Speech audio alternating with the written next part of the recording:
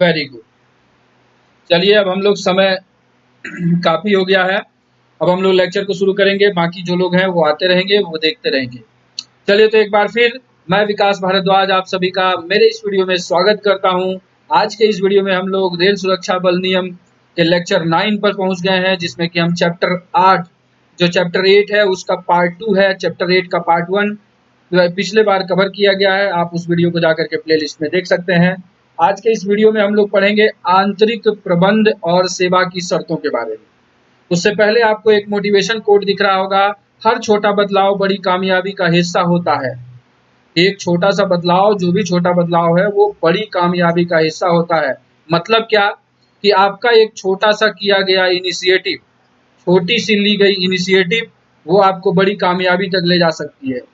छोटी इनिशिएटिव को मैं अगर उदाहरण के तौर पे दिखाऊं, तो जो लोग मेरे साथ जुड़े हैं, एक छोटा सा इनिशिएटिव आपने लिया है, लेकिन हम लोग मिल करके जो कमाल करेंगे वो एक बड़ी कामयाबी होगी। चलिए इसी कोड के साथ हम लोग आगे बढ़ते हैं। अब देखते हैं आज के वीडियो का पहला स्लाइड आप देख रहे होंगे। Very good.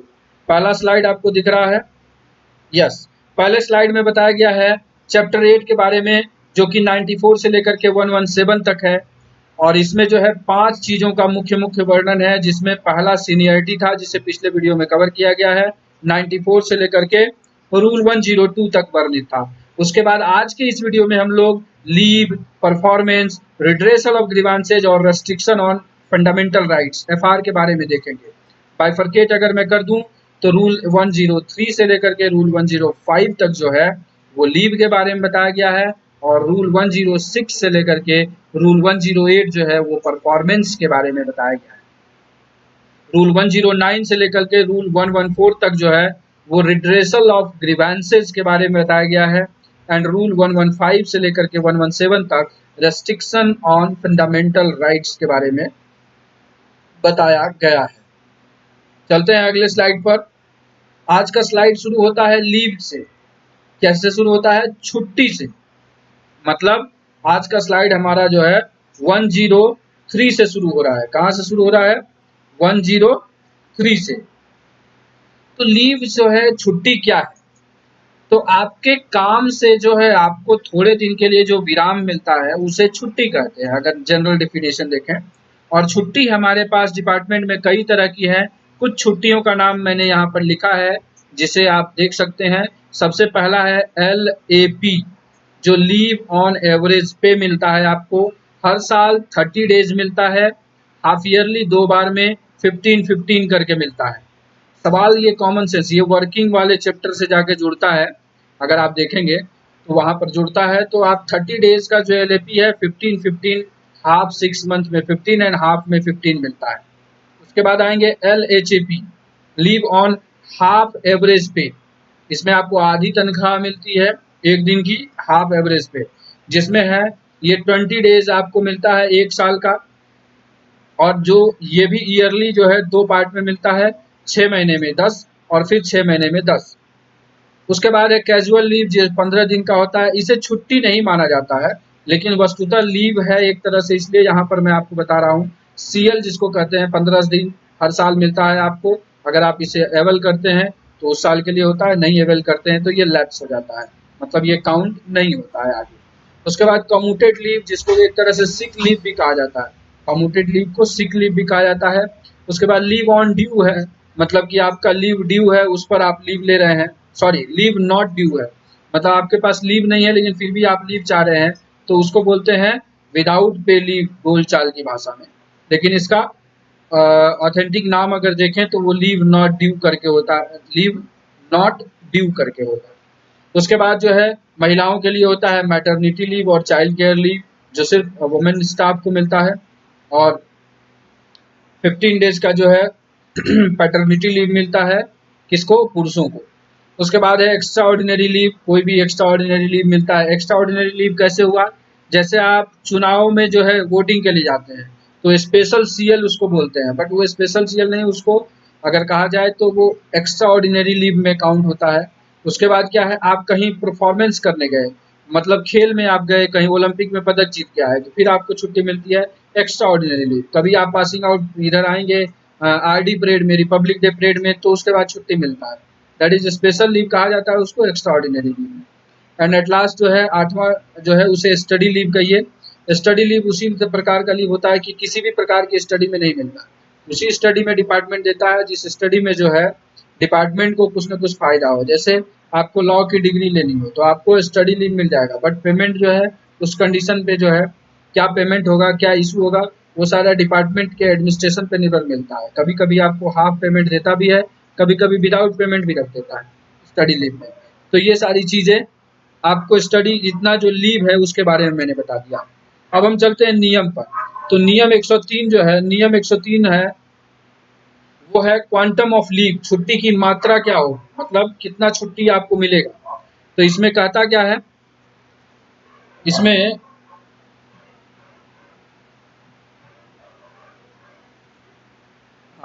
इसमें कहता है क्वांटम ऑफ लीव में कि superior officer and enrolled member of the force shall be governed by the leave rules applicable to railway servant of corresponding rank. Those who are on deputation to the force shall be governed by the leave rules applicable to them as if they were not on deputation to the force or by the term of their appointment.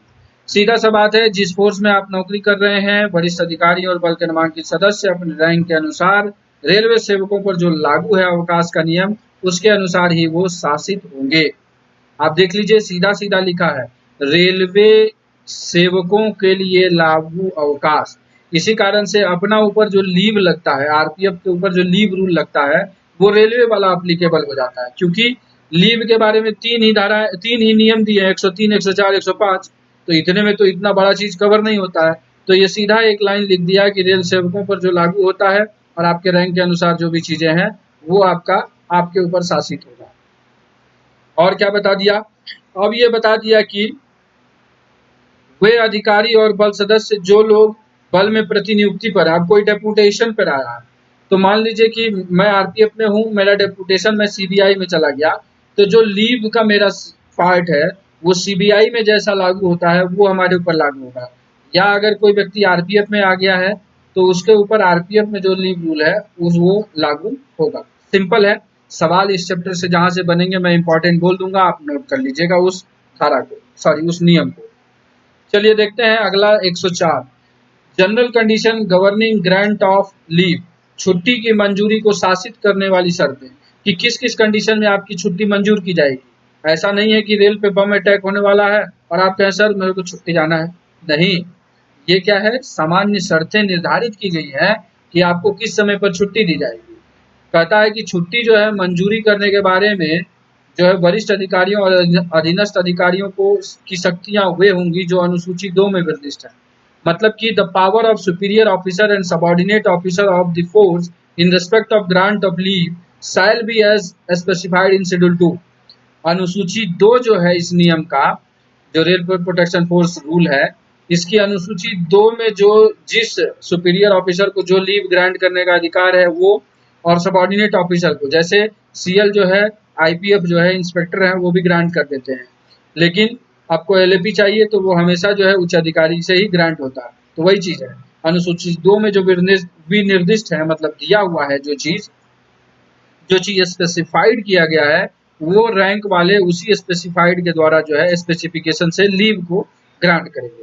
दूसरा कहता है कि leave of every description में be sanction, refused और revoke subject to existence of public service. लोक सेवा के अधीन जो है आपकी छुट्टी या तो मंजूर होगी, नामंजूर होगी, या तो फिर एग्जिस्टेंस कर दी जाएगी, प्रतिसंहत कर दी जाएगी, रिवोक कर ली जाएगी। तो ये चीजें हैं कि आपके काम के अनुसार ही आपको छुट्टी मिलेगी। इसके बाद चलते हैं 104 के क्लॉज 3 में है कि कोई भी बल सदस्य अवकाश दिनों में भी ऐसे प्राधिकारी की जो उसे आकस्मिक छुट्टी मंजूर करने के लिए सशक्त है, विनिर्दिष्ट अनुज्ञा के बिना अपने स्टेशन को नहीं छोड़ेगा। मतलब कि क्या है, उसको अगर जब तक परमिशन आपको नहीं मिला है लीव का तब तक ही नहीं कि छुट्टी भर के दी और निकल लिए, नहीं। जब तक आपको प्रॉपर आदेश नहीं मिलता है छुट्टी का तब तक आप जो है अपना हाउस जो स्टेशन है उस स्टेशन को छोड़ेंगे नहीं। और उसके बाद कहता है कि कोई भी बल सदस्य छुट्टी पर जाने से पहले कार्यालय में छुट्टी के दौरान अपने पता अभिलिखित करेगा। आप देखते होंगे जब आप सीएल भरते हैं या एलएपी भरते हैं तो उसमें आता है एड्रेस का एक कॉलम, उस एड्रेस के कॉलम को सही लिखा करें। कुछ लोग क्या है, मैं देखा हूँ एड्रेस के कॉलम में आप क्या है कहाँ, तो लिख देंगे गोरखपुर। अरे भाई गोरखपुर में कहाँ, एकदम प्रॉपर उसमें कॉरेस्पॉन्डेंस एड्रेस होना चाहिए। क्यों होना चाहिए कि किसी भी आपत्ति विपत्ति के समय आपकी छुट्टी से आपको जो है कर्तव्य पर बुलाया जा सके, वही कहता है 104 के क्लॉज 4। आते हैं 104 के क्लॉज 5 में, इसमें बताता है लीव सर्टिफिकेट। जब आप छुट्टी जाते हैं तो आपको एक छुट्टी का प्रमाण पत्र दिया जाएगा कि आप आकस्मिक छुट्टी पर हैं या किस प्रकार की छुट्टी है, वो सारी उसमें वर्णित होगी और भार साधक अधिकारी का उस पर साइन होगा, फिर आपके वापस आने का डेट भी उस पर होगा। ठीक है, इन सारी चीजों का ये हो गया लीव सर्टिफिकेट के बारे में। क्लॉजेस से सवाल यहाँ से बन सकते हैं कि लीव सर्टिफिकेट किसमें है, तो 104 क्लॉज 5 रूल में जो है आपको क्या दिया है, लीव सर्टिफिकेट के बारे में। आगे चलेंगे फटाफट। रिकॉल फ्रॉम लीव, आपको छुट्टी से बुलाया जा सकता है। The member of the force on leave may be recalled at any time by the authority empowered to sanction their leave. जिसको आपके सेंसिंग, जो आपका सैंक्शन अथॉरिटी है, वो आपको किसी भी समय छुट्टी से वापस बुला सकती है। साथ ही साथ directed to report for duty either at their headquarter or to proceed direct to the place at which their service are required. ये भी हो सकता है कि छुट्टी से आपको ये ना हो कि आपकी पोस्टिंग हावड़ा में है तो आपको हावड़ा में नहीं बुलाया जाएगा। अगर आपकी ज़रूरत जो है हाजीपुर में है तो आपको डायरेक्ट कर देगा, हो सकता है कि आप हाजीपुर रिपोर्ट करिए, ऐसा इमरजेंसी आ गया, आपको हावड़ा आने की कोई ज़रूरत नहीं है। तो इन सब चीज़ों को ये बोल रहा है कि या तो आपको हेडक्वार्टर प्रोसीड करिए या नहीं तो आपको वहीं डायरेक्ट छुट्टी से ही आपको सर्विस जगह पर, जहाँ पर आपकी सर्विस चाहिए वहाँ आपको डायरेक्ट कर दिया जाएगा। उसके अलावा भी क्या है, provided that on being recalled the member of the force shall be entitled to duty pass and travelling allowance as on tour by the shortest route। और ये क्या है, जब आपको छुट्टी से बुला लिया जाएगा, रिकॉल किया जाएगा, तो आपको ड्यूटी पास मिलेगा और आपको टीए भी दिया जाएगा। साथ ही साथ आप शॉर्टेस्ट रूट वाला जो टीए होगा वही होगा। ये नहीं कि अब पता चला कि सिवान स्टेशन से हावड़ा आना है तो बाग एक्सप्रेस पकड़ के आए, ठीक है, नहीं, आप बोलेंगे नहीं पहले मैं तो जाऊंगा लखनऊ, लखनऊ से आऊँगा फिर मुगलसराय, मुगलसराय से आके तब आऊँगा हावड़ा। ठीक है, ये नहीं होगा, शॉर्टेस्ट रूट। तो ये सारी चीज़ें हम लोगों ने देखा किसमें, छुट्टी मंजूरी को शासित करने वाली सामान्य शर्तों के बारे में देख रहे हैं। इसका अंतिम क्लॉज जो है वो है return to duty from leave. इसमें लिखा है कि कोई भी बल सदस्य जिसे चिकित्सीय प्रमाण पत्र पर छुट्टी मंजूर की गई है, स्वस्थता का चिकित्सीय प्रमाण पत्र पेश किए बिना ड्यूटी ग्रहण नहीं कर सकता। छुट्टी मंजूर करने के लिए सक्षम प्राधिकारी किसी ऐसे बल सदस्य के मामले में जिसे खराब स्वास्थ्य के कारण छुट्टी मंजूर की गई है, ऐसे प्रमाण पत्र की अपेक्षा कर सकेगा, भले ही ऐसी छुट्टी वास्तव में चिकित्सीय आधार पर मंजूर न की गई हो। सीधी सी बात है कि आप अगर सिक में हैं तो आपको फिट सर्टिफिकेट लेकर के या आप ड्यूटी पर आ सकते हैं और आपका जो सैंक्शनिंग अथॉरिटी है वो आपको ड्यूटी में लेगा। लेकिन अगर आप खराब स्वास्थ्य के कारण छुट्टी मंजूर किए हैं तो आपका वो छुट्टी भी जो है चिकित्सीय आधार पर ही माना जाएगा, आपको फिट सर्टिफिकेट देना होगा। तो ये हम लोगों ने देखा रूल 104 के बारे में। अब चलते हैं अंतिम रूल जो छुट्टी से मंजूरी करने से है, वो है restriction on grant of leave. अब निर्बंधन क्या क्या है, मतलब किस प्रकार के रोक लगाए गए हैं छुट्टी में। तो इसमें कहा गया है जब कभी नियम 241 के अधीन बल का संचालन संभाव्य है या वह प्रवृत्त है या किसी बल सदस्य को किसी भी प्रकार के प्रशिक्षण के लिए तैनात किया जाता है या उसका तैनात किया जाना संभाव्य है, तो किसी भी प्रकार की छुट्टी जिसके अंतर्गत आकस्मिक छुट्टी है, आपात है और अनुकंपा आधार पर के सिवाय साधारणतः किसी ऐसे अधिकारी द्वारा जो मंडल सुरक्षा आयुक्त के रैंक के नीचे का ना हो, मंजूरी नहीं की जाएगी। सिंपल है, आपका कोर्स में डिटेल हो गया, कहेंगे सर छुट्टी दीजिए, नहीं, आपको छुट्टी नहीं मिलेगा। और कुछ ऐसी अकस्मात हो गई तो आपको सीएल मिल सकता है, वो भी सीनियर डीएससी से रैंक के नीचे का आदमी आपको अप्रूवल उन चीज़ों का नहीं देगा। और ये बाकी 2 क्लॉज इसमें और भी हैं, जब आपका ट्रांसफ़र हो जाता है तो भी आपको छुट्टी नहीं दी जाएगी। ठीक है, अगर आप अस्पताल में जब तक भर्ती नहीं हुए तब तक जो है छुट्टी नहीं दी जाएगी, इंडोर भर्ती नहीं होते। तो इन सब चीज़ों का एक क्लॉज दिया हुआ है यहाँ पर। तो हम लोगों ने ये देखा 3 क्लॉजेज छुट्टी के बारे में थे। एक में बताया कि क्वांटम ऑफ लीव क्या था, दूसरे में बताया कि छुट्टी से जो है छुट्टी जारी करने की जो है वो सामान्य शर्तें क्या क्या हैं, और तीसरा हम लोगों ने देखा छुट्टी मंजूर करने पर जो है निर्बंधन के बारे में। अगर ये तीनों नियम आपको समझ में आ गया होगा तो आप वाई वाई करके कमेंट करें ताकि मैं समझ सकूं कि आपको सारी चीज़ें समझ में आ रही हैं। Mithilesh Kumar Tiwari, head constable to ASI rule का 70 का एग्जाम कब है सर?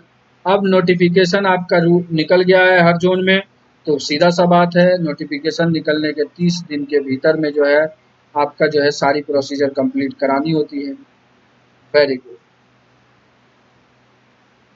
देव त्रिपाठी आप ऐड नहीं है, आप ऐड होइए। ऐड होने के लिए जो वीडियो जो है डाल दिया गया है चैनल पर, आप उसको देख सकते हैं। Very good, very good, very good. सभी लोगों के कमेंट आने लगे हैं। Very good, very good. बहुत अच्छे, बहुत अच्छे, बहुत अच्छे। Very good, very good, very good, very good. बहुत अच्छे। ध्रुवा पटेल, रूल 70 में जो एग्जाम होने वाला head constable exam date fix हुआ है सर? रूल 72 एलडीसी एग्जाम का नोटिफिकेशन कब तक आएगा? आप अपनी तैयारी को सुनिश्चित रखिए दोस्तों, वैकेंसी आनी ही है, आज आए कल आए, बस इस तरीके से जो है। How many types of leave, छुट्टी के कितने प्रकार हैं? ये सवाल संभवतः नहीं पूछा जाएगा क्योंकि छुट्टी के बहुत सारे प्रकार हैं। मैंने आपको छुट्टी का दिखाया आपको, और उसमें ईटीसी भी लगा हुआ था। ये सवाल नहीं पूछा जाएगा, ये सिर्फ जनरल चीजें हैं जानने के लिए। लीव एएससी मैक्सिमम कितना ग्रांट कर सकता है? आनंद मिश्रा, इस बारे में जो है किसी प्रकार का आपको देखिए कहीं पर भी ये चीज लिखा नहीं है, लेकिन फिर भी एक बाउंड लगाता है कि एएससी जो है वो 30 दिन से ज़्यादा जो है सैंक्शन नहीं करता है, वो प्रिकॉशनरी रखता है अपने पास, 30 दिन से कम ही करता है। ये सब जनरल चीज़ें हैं, ये एप्लीकेशन वाली चीज़ें सवाल एग्जाम में नहीं पूछी जाती है। एग्जाम का एक अपना पैटर्न होता है दोस्तों, आप एग्जाम को जो है फिर वही सवाल कितने प्रकार की होती है छुट्टी, ये एप्लीकेबल वाली सवाल है। ये इस तरह की सवाल जो है वो एग्जाम में नहीं पूछे जाएंगे संभवतः हमारे हिसाब से, क्योंकि ये एप्लीकेशन का है। Sir I am Sanjay Kushwaha E R में मैं ऐड हुआ कि नहीं? वेरी गुड, हो गए हो कुशवाहा, हो गए हो ऐड। वेरी गुड, ये पप्पू मेहता के अकाउंट से तुम ऐड हुए हो भाई कुशवाहा। Very good. मातृत्व अवकाश,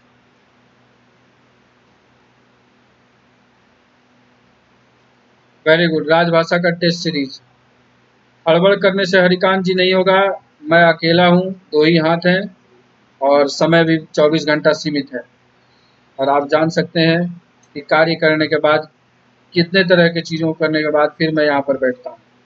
सर एससीआर में डीपीसी में एसटी कैटेगरी में एक सीट भी नहीं है सर, एलडीसी में सीट रहेगा और नहीं प्लीज? ये तो अब आपका जोन बताएगा श्रीनिवास। अब 70 में नहीं है एलडीसी, हो सकता है 72 में तो होगा ही, क्योंकि 72 में हर कैटेगरी के अनुसार जो है प्रमोशन देना होता है। वेरी गुड प्रफुल्ल, अच्छे सर, बहुत बढ़िया। रेलवे एक्ट क्वेश्चन नहीं निकाले सर? नहीं, कोई गुंजाइश छूटने की नहीं है। ओके ओके, आगे भी चलेगा एकदम। आप लोग निश्चिंत रहें क्योंकि ये शेड्यूल मुझे चलाना है, और आपको मैं इतना चीज बता दूंगा जिससे कि आप एग्जाम पास हो जाएंगे। मैं आपको पारंगत नहीं कर सकता, लेकिन एग्जाम पास करवाने से करवाए बगैर रुकूंगा भी नहीं। चलिए, आप लोगों को समझ में आ गया होगा। आगे हम चलते हैं बिना समय गवाए अपने। अगला जो है वो हमारे लिए है परफॉर्मेंस अप्राइजल के बारे में। हम जो साल भर ड्यूटी करते हैं, शॉर्ट में आप सुने होंगे कि भाई अच्छे से काम करो नहीं तो एपीएआर जो है वो खराब कर दिया जाएगा। तो वही है ये अप्राइजल, परफॉर्मेंस अप्राइजल है, जो कि नियम 106 से लेकर के नियम 108 तक बताया गया है। बाकी यहाँ पर जो चीजें लिखी हैं पुअर डेवलपिंग, इसको आप मत लीजिएगा, ये बस आपके समझने के लिए मैंने लगाया है पाई चार्ट। अपने यहाँ पर क्या होता है, अपने यहाँ पर सेटिस्फैक्ट्री है, गुड है, वेरी गुड है, आउटस्टैंडिंग है। इस तरीके का जो है परफॉर्मेंस जो है अप्राइजल का है, और ये 106 से लेकर के 108 तक है। फटाफट चलेंगे, कवर करते हैं। पहला जो है अप्राइजल परफॉर्म 106 नियम जो कहता है वो कह रहा है परफॉर्मेंस अप्राइजल, आपके काम का मूल्यांकन। ठीक है, आपके काम का मूल्यांकन। क्या बोल रहा है कि जनरल जो साधारण बात क्या कर रहा है, the performance appraisal system shall be as follows, namely a continuous performance appraisal which will be correctional and developmental in its impact, और दूसरा the annual performance appraisal which will be for organizational purpose including those connected with training, confirmation, placement and promotion। दो तरह से जो है साधारण तौर पे जो है यहाँ पर काम का मूल्यांकन किया गया है कि आप निरंतर किस प्रकार का काम कर रहे हैं और आप अपने काम में कितना सुधार ला रहे हैं और आपके काम में कितना डेवलपमेंट हो रहा है। दूसरा जो है आपका वार्षिक मूल्यांकन किया जाएगा संगठनात्मक प्रयोजन में, जिसमें आपका प्रशिक्षण, आपका जो है कंडक्ट, कन्फर्मेशन और प्लेसमेंट ऑफ प्रमोशन, इन सब चीज़ों को वहाँ पर जो है इन सब चीज़ों को देखा जाएगा कि आपका परफॉर्मेंस के हिसाब से जो है आपको किस तरीके से प्रमोट किया जाए। तो ये हम लोगों ने 106 क्लॉज 1 देखा। क्लॉज 2 में चले तो the said appraisal system shall apply to all rank, बोलता है कि ऊपर जो पद्धति है वो सारे रैंक पे अप्राइजल पे होता है। सारे रैंक मतलब सीधा टॉप टू बॉटम या बॉटम टू टॉप का, ये सभी में वही लागू होता है। बाकी सारे इसमें अप्राइजल काम का मूल्यांकन के बारे में दिया गया है। कुछ ऐसे टॉपिक नहीं है यहाँ पर जिसको कि डिस्कशन यहाँ पर करूँ, इसलिए मैं इसको स्किप करता हुआ चलूँगा, लेकिन आप हेडिंग याद रखिएगा। 106 परफॉर्मेंस अप्राइजल के बारे में बताता है। Very good. 104 के क्लॉज 106 के क्लॉज 4 में कहता है कि आपका जो भी पॉजिटिव निगेटिव बिहेवियर है या आपका कोई भी कंडक्ट है, उन सब चीज़ को जो है रेटिंग करेगा सीनियर ऑफिसर जो भी आपका है, और जहाँ तक संभव हो वो सारी चीज़ों का अभिलेख करके फिर आपका जो है अप्राइजल लिखेगा। उसके बाद हम लोग आएंगे 107 पर, जिसमें लिखा है annual performance appraisal. Most important कर लीजिएगा, सवाल आपके डायरेक्टली दिखेंगे क्योंकि अभी जो सीजन चल रहा है सभी लोग का APAR लिखा जा रहा है। तो हो सकता है जो क्वेश्चन सेटिंग करने वाला हो, जो भी सीनियर मोस्ट हैं, उनके पास इस दिमाग में घूम रहा हो अभी इन चीज़ों का, तो यहाँ से सवाल आपको दिख सकते हैं। तो एनुअल परफॉर्मेंस अप्राइजल काम का वार्षिक मूल्यांकन जो है वो आपका नियम 107 में वर्णित है। ठीक है। और इसके पहले जो हम लोगों ने नियम 106 में देखा कि आपके काम का मूल्यांकन किया कैसे जाएगा, मतलब कि आपका एनुअल परफॉर्मेंस अप्राइजल करने के लिए जो है आपका जो है परफॉर्मेंस का मेजरमेंट जो है वो नियम 106 में दिया गया है। इसके बाद चलेंगे, इसमें दो ही क्लॉज हैं, दोनों क्लॉज यहाँ पर दिया है कि annual performance appraisal by any reporting superior officer for writing the confidential reports mentioned in rule 108 may not be carried out without having conducted at least one inspection of the work for the subordinate, unless the subordinate is one with whom such superior officer is interacting frequently or has been maintaining for him the critical incident record mentioned in sub-rule 3 of Rule 106 or has actually scrutinized such record. Clause 2 कहता है for the purpose of sub-rule 1 the proximity between the appraisee and his reporting superior officers shall be maintained at all levels.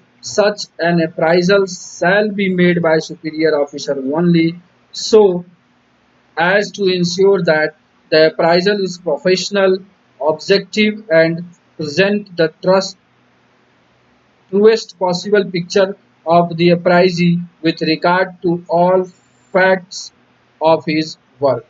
सीधा सा बात है, इसमें normal चीज़ें बताई गई है कि जो सुपीरियर ऑफिसर आपका लिखेगा APR, वो आपके काम का मूल्यांकन तो देखेगा ही, साथ ही साथ आपके कॉन्फिडेंशियल रिपोर्ट्स के बारे में भी देखेगा, और जो भी हो उन सब चीज़ों को फैक्ट्स एंड फिगर को एनालाइज करके ही जो है वो आपको अप्राइज करेगा, मतलब आपके परफॉर्मेंस का अप्राइजल इसी अनुसार होगा। तो आपको ये समझ में आ गया होगा। अब हम चलेंगे आगे। अगला जो है वो बताता है आपको नियम 108। नियम 108 जो है, जो अभी हम लोगों ने जिक्र किया, confidential report most important, VVI लगाइए। ये सवाल भी आपके एग्जाम में दिख सकता है, चाहे रूल 70 हो चाहे रूल 72 हो। कॉन्फिडेंशियल रिपोर्ट यहाँ पर दिख सकता है, तो आप यहाँ पर देख लीजिए। Rajbil Malik, all group subscriber please ask to only relevant question. Very good, बहुत अच्छे। तो ये क्या है कि 108 जो है आपको कॉन्फिडेंशियल रिपोर्ट के बारे में बताता है। तो कॉन्फिडेंशियल रिपोर्ट क्या है, वो आपके किए गए किसी भी खराब कार्य को, बैड वर्क को कॉन्फिडेंशियल रिपोर्ट में भेजेगा, और उससे क्या होगा, आपका character and service role, C&SR जिसको बोलते हैं, CSR हम लोग शॉर्टकट में बोल देते हैं, वो C&SR होता है, कैरेक्टर एंड सर्विस रोल। वहाँ पर जो है वो मेंशन होता है, और वो प्रेस्क्राइब फॉर्मेट में आपको बल के मुखिया तक आता है। ठीक है, उसके बाद क्या होता है कि उसी अनुसार जो है आपके परफॉर्मेंस पर भी वो प्रभाव डालता है, एनुअल परफॉर्मेंस पर भी प्रभाव डालता है, जिसे हम लोगों ने नियम 107 में पहले ही देख लिया है कि 108 में भी जो वर्णित है उसके अनुसार भी जो है सुपीरियर ऑफिसर आपका अप्राइजल लिखता है, और नियम 108 कॉन्फिडेंशियल रिपोर्ट, गोपनीय रिपोर्ट के बारे में बताता है। तो इस तरीके से हम लोगों ने कवर कर लिया दूसरा पार्ट, जो था हमारे पास अप्राइजल वाला। अगर यहाँ तक समझ में आ गया हो तो आप यस लिखें। स्टडी लीव, फिर से स्टडी लीव क्या नॉर्मल सा चीज है सुनील प्रसाद। स्टडी लीव आपको जो कंसर्निंग डिपार्टमेंट की चीजें हैं उसके लिए मिल सकता है, और उसमें आपको दो कंडीशन है, कोई बाउंड नहीं है। एडमिनिस्ट्रेशन चाहेगा तो आपको पेमेंट दे भी सकती है, मोस्टली एडमिनिस्ट्रेशन पेमेंट नहीं देती है। वेरी गुड, आपका क्लियर हो गया होगा, तो वाई वाई कमेंट करिए।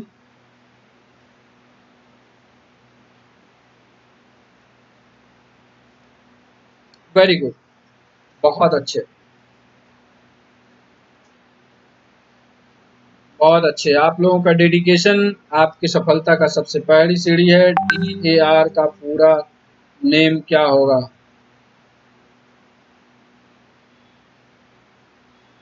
Disciplinary and appeal rule, D&AR। Very good, very good. Amit Kumar आप जुड़ गए हैं, जुड़ गए हैं।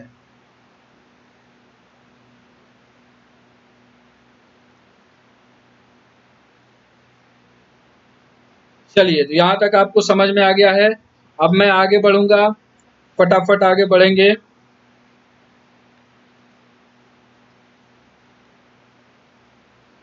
अब हम लोग चलेंगे रिड्रेसल ऑफ ग्रीवेंसेस पर। कहाँ चलेंगे? रिड्रेसल ऑफ ग्रीवेंसेस पर चलेंगे। रिड्रेसल ऑफ ग्रीवेंसेस कहाँ से कहाँ तक है? नियम 109 से लेकर के 114 तक है रिड्रेसल ऑफ ग्रीवेंसेस। मतलब आपकी जो शिकायतें हैं उसको क्या होगा, उसका निवारण किया जाएगा। यहाँ पे तो आप देख सकते हैं, खूबसूरत सा टोपी है आपका, और ये किसी सीनियर ऑफिसर का ही लग रहा है, और वो ही आपका क्या करेगा, रिड्रेसल करेगा ग्रीवांसेस का। आपके शिकायतों का निवारण जो है वही वरिष्ठ अधिकारी करेंगे। तो इस वाले जो पार्ट में है, इसमें सिर्फ हेडिंग हेडिंग हमें याद रखना है, और उसमें जो इम्पोर्टेंट हेडिंग होगा उसके बारे में मैं आपको बता दूंगा कि ये इम्पोर्टेंट है, इस पे आप ध्यान दीजिए। तो चलते हैं, पहला जो नियम है वो है 109। इसमें है रिड्रेसल ऑफ इंडिविजुअल ग्रीवांसेस। सबसे पहले क्या होता है, मनुष्य एक अणु है, अणु मतलब हम अकेला एक हैं, और जब हम एक से अधिक बनेंगे तो फिर जो है सारे अणु मिलकर के हम सोसाइटी बनाते हैं, समाज बनाते हैं। ठीक है, तो इन सारी चीजों का तो सबसे पहले मेरा क्या है, व्यक्तिगत शिकायतों को दूर किया जाना। मेरी कोई व्यक्तिगत शिकायत है, सर मेरे पास रहने के लिए जगह नहीं है, बैरक में चारपाई नहीं मिल रहा है, रिड्रेस करिए। वेरी गुड, रिड्रेस हो जाएगा। सर मेरा इंक्रीमेंट नहीं लग रहा है, ठीक है लग जाएगा, जो भी चीजें हैं। That means the first thing, rule 109, redressal of individual grievances, व्यक्तिगत शिकायतों को दूर करना। अब ठीक है, दूसरा क्या कहता है, रूल 110, मतलब रूल 110, 110 क्या बोलता है, रिप्रेजेंटेशन अगेंस्ट रॉन्ग, अन्याय के विरुद्ध अभ्यावेदन। इसमें क्या है कि इसमें यह बताया गया इस नियम में कि अगर आपके साथ किसी प्रकार का अन्याय हो जाता है, मतलब कि जाति जिसको कह सकते हैं कि आपके साथ वो नहीं होना चाहिए था, नियम के विरुद्ध है और आपके साथ वो घटना घट गई है, तो आप अपना रिप्रेजेंटेशन दे सकते हैं। किस नियम के तहत आपको एम्पावर करता है? वो नियम 110 है, इम्पोर्टेंट लिख लीजिएगा। यहाँ से आप क्या करते हैं, आप अपने रिप्रेजेंटेशन देते हैं जो आपके खिलाफ कुछ गलत चीजें हो गई है। जैसे एक उदाहरण बता दें सिंपल सा कि आप दो बैचमेट हैं और एक का इंक्रीमेंट आपसे ज्यादा चल रहा है और आपका एक इंक्रीमेंट कम लगा हुआ है, तो क्या है, आपके साथ अन्याय हो रहा है। तो आप इसे क्या करेंगे, रिड्रेसल के तहत जो है व्यक्तिगत शिकायत के तहत दर्ज करेंगे। लेकिन व्यक्तिगत शिकायत के तहत जो है आपका रिड्रेस नहीं हो रहा है, तो फिर उसको आप रिप्रेजेंट करेंगे। रिप्रेजेंटेशन जो करेंगे वो आपका हो गया अन्याय के विरुद्ध अभ्यावेदन, रिप्रेजेंटेशन अगेंस्ट रॉन्ग्स।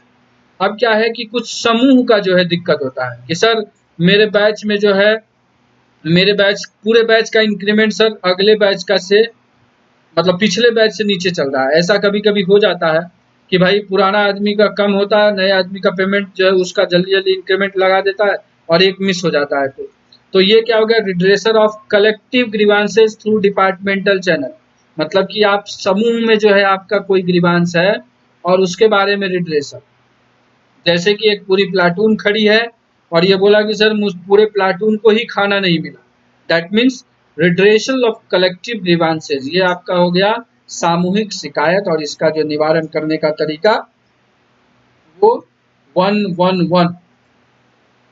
आप देखिए, याद करने के लिए थोड़ा सा यहाँ पर मैं आपको बताऊं, देखिए 3 बार 1 है, मतलब एक का यह समूह हो गया, 3 बार 1 है, एक का यह समूह हो गया, तो रिड्रेसल ऑफ कलेक्टिव ग्रीवांसेस हो गया, मतलब सामूहिक शिकायतों का निवारण हो गया 111 में। चलते हैं आगे हम लोग, अगले स्लाइड पे चलेंगे। वो है 112। 112 जो है वो कर्मचारी परिषद की बैठकें, ये पहले नियम में था 112, लेकिन अब जो अमेंड हुआ है, थोड़ा बहुत सुधार हुआ है 2019 में कहिए, और 2019 से पहले ही इसको जो है वो 112 नियम को हटा दिया गया है, मतलब ये ओमिट हो गया है। तो एक नियम तो ऐसे कम हो गया, आपको इसको याद रखने की जरूरत नहीं है। फिर आइए रूल 113, क्या है, redressal of grievances through outside influence. अब क्या होता है कि सर नेताजी से पैरवी है हमारा, हम तो ट्रांसफर करवाइए लेंगे। कुछ लोग होते हैं, सर हमारा फलवा अधिकारी से है, इस तरीके का चीज होता है।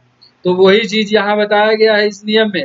नियम 113 यह बताता है कि बाहरी प्रभाव से शिकायतों का निवारण, redressal of grievances through outside influence, Netaji के लेटर पैड पे लिखवा के ले आए कि सर हमारा ट्रांसफर जो है फलना जोन में हो जाना चाहिए। तो ये हो गया क्या, बाहरी प्रभाव से शिकायतों का निवारण। लेकिन इसमें एक पॉइंट यह लिखा हुआ है कि अधिकारी बाध्य नहीं है कि इस प्रकार के इन्फ्लुएंस से वो इन्फ्लुएंस्ड हो जाए। ठीक है, तो ये एडमिनिस्ट्रेशन है और एडमिनिस्ट्रेशन का अपनी खूबसूरती है उसे चलने का, तो उस तरीके से होता है। लेकिन यह एक ऑफरिंग दिया हुआ है कि आप जो है रिड्रेस करवाते हैं अपना, किससे, बाहरी प्रभाव से शिकायतों का निवारण। और अगला जो है वो बहुत आसान है, इसमें क्या है कि सर हमारे साथ जाती हुआ हम तो कोर्ट चले जाएंगे, तो बस यहीं से इम्पावर होता है आपको। रूल 114 इम्पावर्ड करता है redressal of grievances through litigation, मुकदमे के माध्यम से शिकायतों का निवारण। कि सर मेरा भर्ती जो हुआ उस भर्ती में मेरा जो है कम चल रहा है इंक्रीमेंट, सर पिछले 5 साल से डिपार्टमेंट सुन नहीं रही है, कोर्ट में अर्जी दे देंगे और कोर्ट की अर्जी होगा, वहां से जब आएगा डंडा तो उस अनुसार फिर डिपार्टमेंट बनाएगा अपना झंडा। तो उस तरीके से करेगा पूरा काम, that is redressal of grievances through litigation, मुकदमे के माध्यम से शिकायतों का निवारण करना 114 में वर्णित है। तो जो ग्रीवेंसेस वाला है इसमें आप 3 नियम को रख लीजिए, 113 114 आपको दिख रहा है, और पीछे अगर आप जाएंगे तो सामूहिक वाला देखिए और रिप्रेजेंटेशन को देखिए 110 और 111। इन चारों नियम को आप जो है गांठ बांध लीजिए, आसानी से आ जाएंगे। और अगर याद करना है तो पूरा याद हो जाएगा। सर 110 दोबारा बताएं सर। अन्याय के विरुद्ध आवेदन नहीं है क्या? असलम बहुत आसानी से चीज है कि आप आपको कैसे रिप्रेजेंट करना है। मतलब कि अब ये नहीं है कि आपके साथ डिविजनल लेवल का प्रॉब्लम है तो आप डीजी को लिखते, ये सारी चीजें हैं उसमें बायलॉज के बारे में बताया गया है। सिंपल है कि आप किस प्रकार से जो है अभ्यावेदन करेंगे, उसका एक प्रोसीजर होता है किसी से भी बात करने का, किसी भी तरीके को कोई भी चीज को जाहिर करने का, तो वो चीजें वहां पर दी गई हैं 110 में। तो एक समझ में आ गया होगा, अगर समझ में आ गया होगा तो वाई वाई करे कमेंट। और हम लोगों ने कहाँ तक देख लिया, हम लोगों ने अपना रिड्रेसल कर लिया ग्रीवेंसेस शिकायत को। वेरी गुड, अगर आपको समझ में आ गया है तो आप अपना कमेंट करें। कमेंट करने के बाद जो है फिर मैं आगे चलूंगा, जो आज के वीडियो का अंतिम पार्ट होगा, और उस अंतिम पार्ट को खत्म करेंगे फटाफट।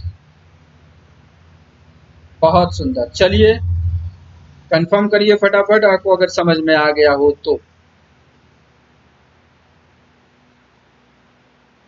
Very good very good very good, बहुत अच्छे बहुत अच्छे। पप्पू मेहता 114 में कुछ नहीं है जो हम कोर्ट के थ्रू अपना रिड्रेसल करवाते हैं, सिंपल सा चीज है। मुकदमा कहाँ करते हैं हम, कोर्ट में करते हैं, और मुकदमे के थ्रू जो है कोर्ट केस कर देंगे। हमेशा आपने देखा होगा 72 में धांधली हो गई, कोर्ट केस कर देंगे। तो ये चीजें हैं 114 नियम के तहत आप एम्पावर्ड हैं अपना रिड्रेसल जो है कोर्ट के थ्रू लेने के लिए। बहुत अच्छे, आपको यहाँ तक समझ में आ गया है। तो अब हम चलेंगे अपने अंतिम पार्ट में, वो है restriction of fundamental rights. Rule 115 से 117 कहा गया है रेस्ट्रिक्शन ऑफ फंडामेंटल राइट क्या, कि व्यक्ति जो है बल के सदस्य को बोलने से पहले सोचना है, नेतागिरी नहीं करना है। तो ये सारी चीजें कहाँ से आती है, हर समय कहते हैं नेता मत बनो, तो क्या है ये कहाँ से होता है, डिराइव कहाँ से होता है इन सब चीजों का रेस्ट्रिक्शन, कि लोग है हमें दबा करके बोलते हैं ऑफिसर की नहीं ऐसा काम मत करो, इस तरह का चीज नहीं करो, ये तुम्हारे लिए बंदिश है, कहीं जाकर के पार्टी पॉलिटिक्स मत करो, ग्रुप ना बनाओ, ये सारी चीजें रेस्ट्रिक्शन है आपके ऊपर। और ये रेस्ट्रिक्शन 115 से 117 के बीच में दिया हुआ है। आइए देखते हैं क्या क्या रेस्ट्रिक्शन है। सबसे पहला 115 में grant of sanction under section 15A धारा 15 क के अधीन मंजूरी का दिया जाना। धारा 15 क के अधीन मंजूरी देने के प्रयोजन के लिए प्राधिकारी उसकी आंचलिक रेल से के लिए संबंधित प्रधानमंत्री सुरक्षा आयुक्त और समस्त बल के लिए महानिदेशक होगा। The authority of for purpose of granting sanction under subsection 1 of section 15A shall be the principal chief security commissioner for his zonal railway and director general for entire force। तो ये सारी चीजें आपको इसमें बताई गई है कि जो निर्बंधन लगेगा आपके ऊपर 15 क जो है, अब ये 15 क क्या है, ये 15 क आपका है रेलवे प्रोटेक्शन फोर्स जो है, रेलवे प्रोटेक्शन फोर्स एक्ट जो है, जिसमें ये बताया गया है restriction respecting right to form association. तो जो हमारा एसोसिएशन बनाने के लिए जो रेस्ट्रिक्शन है वो क्या है, जोन में जो है प्रधान मुख्य सुरक्षा आयुक्त होंगे और समस्त बल के लिए जो है इसके लिए डायरेक्टर जनरल जो है वो अथॉरिटी देते हैं। ठीक है, क्योंकि अपने बल में क्या है एसोसिएशन है आरपीएफ की, तो जो पावर है वो कहाँ से डिराइव होता है, वो बल के मुखिया देते हैं। ठीक है, कि बल के मुखिया देते हैं कि आप एसोसिएशन को करेंगे, और जोनल लेवल पे जो एसोसिएशन अपना काम करती है वो इम्पावर्ड करता है कौन, तो पीसीएससी करता है। तो ये सारी चीजें आपको बता दी गई है। ठीक है, चलिए अगला जो है रूल वो है political and non military activities. राजनीतिक और असैनिक क्रियाकलाप क्या है, 116 में कहता है राजनीतिक और असैनिक क्रियाकलाप के बारे में बताया गया है। No person subject to the act and these rules shall attend address or take part in any meeting or demonstration held for a political party or for any political purpose or join or subscribe in any aid of any political association or movement। कुछ नहीं है, सीधा सा बात है कि आपको किसी पार्टी पॉलिटिक्स से जो है नहीं जुड़ना है, इन सब चीज़ों के बारे में इसमें बताया गया है। और ना ही आप किसी में जो है किसी भी तरह से राजनीतिक चंदा देंगे, ना ही किसी प्रकार का प्रदर्शन में भाग लेंगे, ना ही कहीं मंच पे चढ़ के भाषण देंगे, ना ही आंदोलन में शामिल होंगे। ये रेस्ट्रिक्शन आपको देता है क्या, रूल 116 के तहत आपको रेस्ट्रिक्शन मिलता है। और भी रेस्ट्रिक्शंस हैं 116 के तहत, उसे देख लेते हैं। उस दूसरा कहता है no person subject to the act of these rules shall issue an address to electors or in any other manner publicly announce himself or allow himself to be publicity announced as a candidate or as a prospective candidate for election to Parliament, the legislature of a state or a local authority or any other public body or act as a member of a candidate election committee or in way actively promote or prosecute the interest of any such candidate। तो इसमें क्या है, 100 नियम सीधा सा हमको क्या करना है, रूट पढ़ना है। रूट ये पकड़ेंगे कि 116 में क्या है, दो क्लॉज दिए गए हैं, दोनों पॉलिटिकल से संबंधित हैं। एक में क्या है कि पार्टी पॉलिटिक्स में चंदा नहीं देना है, भाषण नहीं देना है, इन सारी चीजों को नहीं देना है। दूसरा क्लॉज ये कहता है कि अब ऐसा नहीं कि अपना नाम अनाउंस कर देना है, भाई मैं विधायक का चुनाव लड़ने वाला, इन सब चीजों को रिस्ट्रिक्शन करना है, यहाँ बता दिया गया है। ना ही आप इलेक्शन में किसी का मान लीजिए पार्टी की तरफ से प्रचारक का काम कर रहे हैं, ठीक है, और कहीं लोकल अथॉरिटी वाला चुनाव है, जैसे मुखिया का चुनाव है, छुट्टी ले जाके मुखिया का चुनाव लड़ रहे हैं, नहीं, ये सारी चीजें जो है क्या कही गई है, रेस्ट्रिक्ट की गई है आपके लिए। तो यह है नियम 116 political and non military activities के बारे में बताया गया है, राजनीतिक और असैनिक क्रियाकलाप के बारे में बताया गया है। तो हम लोगों ने देख लिया नियम 116। अब हम चलेंगे आज के अंतिम नियम पर। वो अंतिम नियम क्या है, वो नियम होगा 117, जिसमें अदर कंडीशन ऑफ सर्विसेज दिया हुआ है, सेवा की अन्य शर्तों के बारे में बताया गया है। In all other matters not prescribed in this rule, in these rules all member of the force irrespective of their rank shall be governed by the provision contained in the extant railway rule as applicable to the railway servant of corresponding grade। सीधा सा बात कहा गया है कि इस नियम में जो चीजें अब नहीं वर्णित है, not prescribed in this rules, तो उसके अलावा आपके ऊपर क्या होगा, आपके ऊपर एक्सटेंट रेलवे रूल्स लगेगा। मतलब रेलवे सर्वेंट के ऊपर जो एक्सटेंट रूल लगता है वो रूल आपके ऊपर भी एप्लीकेबल होगा एज पर रैंक, ठीक है। Provided that the central government may by notification in the official gazette modify the extent rule railway rules in their application to member of the force on the above matters where the government is of the opinion that it is necessary so to do in the interest of the force being an armed force of the union। तो सीधा सा बात है कि कुछ चीजों को क्या किया जाएगा, अमेंडमेंट करके भी सेंट्रल गवर्नमेंट ला सकती है एक्सटेंट रूल रेलवे रूल के तहत, और वो आपके ऊपर जो है एप्लीकेबल होगा। तो ये हम लोगों ने देख लिया अदर कंडीशंस ऑफ सर्विसेज। तो हम लोगों ने अध्याय 8 आज समाप्त किया है। तो आज हम लोग जो है 117 नियम तक पढ़ लिए हैं और हमें पढ़ना कितना है, 280 नियम तक।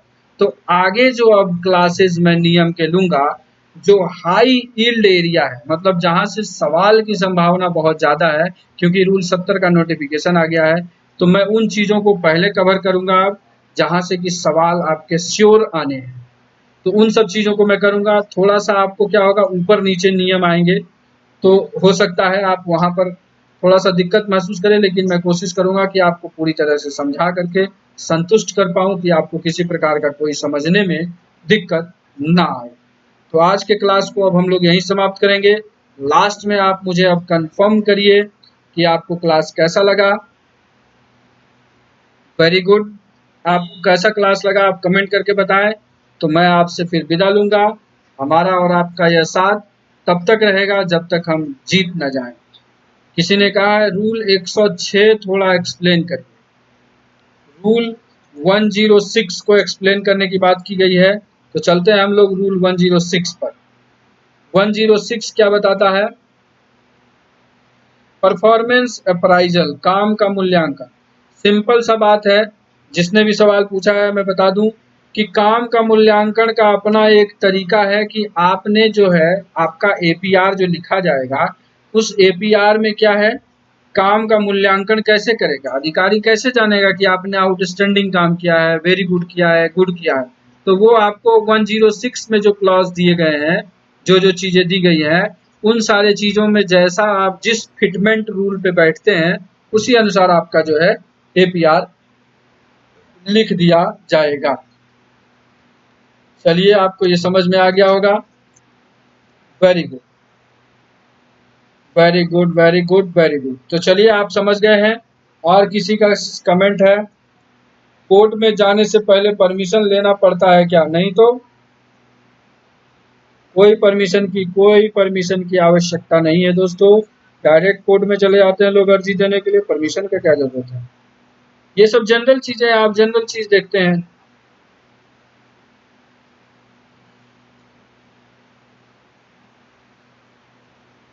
वेरी गुड,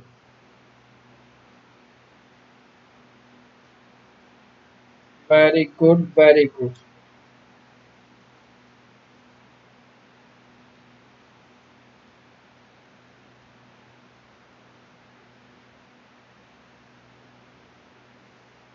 जो है मातृत्व अवकाश के बारे में, मैटरनिटी लीव के आपने पूछ रहे हैं, 2 साल कर दीजिए उसको, और क्या 730 डेज हो जाएगा। 365 into 2। Very good, very good, very good, very good, very good. चलिए, तो आज के क्लास को अब हम लोग यहीं पर समाप्त करेंगे। आपका और मेरा साथ इसी तरह बरकरार रहे, और हम इस साथ को तब तक बरकरार रखें जब तक कि सफलता का वो स्वाद हम ना चख लें। कहते हैं जिंदगी फरमान पर नहीं, जिंदगी फरमान पर नहीं, मेहनतों के ईमान पर चलती है। जिंदगी फरमान पर नहीं, मेहनतों के ईमान पर चलती है। आप कदम उठाकर तो देखो दोस्तों, काफिला आपके पीछे चलने की मेजबानी करती है। आप एक बार कदम उठा के देखिए, काफिला आपके पीछे जरूर बन जाएगा। इसी कोटेशन के साथ मैं आपसे विदा लूंगा। मिलते हैं अगले वीडियो में, मचाते हैं धूम। Thank you very much to join with us.